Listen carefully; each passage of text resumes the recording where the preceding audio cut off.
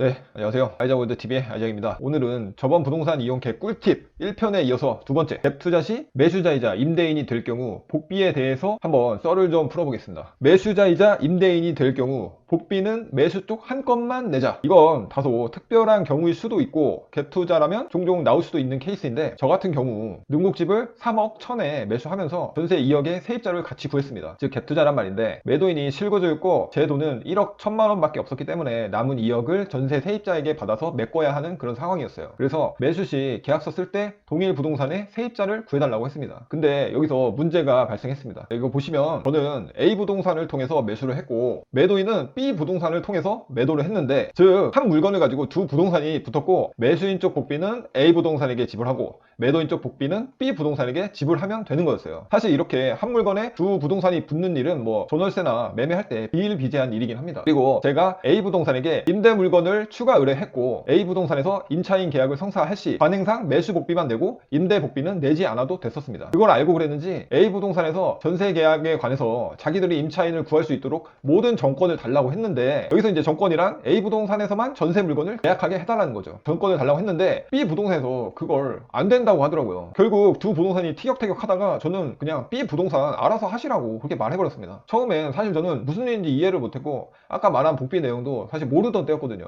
그리고 한참이 지나서 제가 뭘 잘못한 건지 알게 됩니다. 시간이 흘러서 어느 날 B 부동산에서 전세 세입자를 구했다는 전화가 왔고, 결국 여러 우여곡절이 있었지만 B 부동산이 데려온 세입자와 계약을 하게 되었는데요. 그 결과 A 부동산이 자기 쪽에서 세입자를 구했으면 임대인 복비는 매수 복비로 퉁쳐주려고 했는데, 결국 B 부동산과 전세 계약을 했기 때문에 본인은 전세 복비에 대한 걸 어떻게 해줄 수가 없다는 겁니다. 한 부동산에서 매수 전세를 동시에 진행할 경우 부동산 관리상 큰 금액 하나만 받는다는 걸 그제서야 알게 되었고, 저는 B 부동산에게 왜 A 부동산이 정권 달라고 할 때 왜 주지 않았냐 이렇게 막 따졌죠. 하도 노발대발해서 그런지 B 부동산도 그럼 원래 0.3% 60만 원을 받아야 하는데 그냥 절반 0.15% 그러니까 30만 원만 달라고 했고, 저는 그것도 줄 수 없다고 했지만 결국 마지막에 협의 본 게 0.1% 20만 원만 주기로 하고 마무리를 했습니다. 그냥 매수부터 전세까지 A 부동산하고 결의했다면 매수 복비만 내면 될 걸 쓸데없이 20만 원 더 쓰게 된 거죠. 여튼 내용이 길어졌지만 결론은 이겁니다. 갭 투자 시 매수한 물건에 세입자를 바로 구해야 하는 상황일 경우 내가 매수 계약한 부동산에서 세입자까지 구하면 전세 복비는 세이브 할 수 있다. 단 법적으로는 이렇게 명시되어 있긴 한데, 공인중개사법 시행규칙 제20조 제5항 제3호 동일한 중개 대상물에 대하여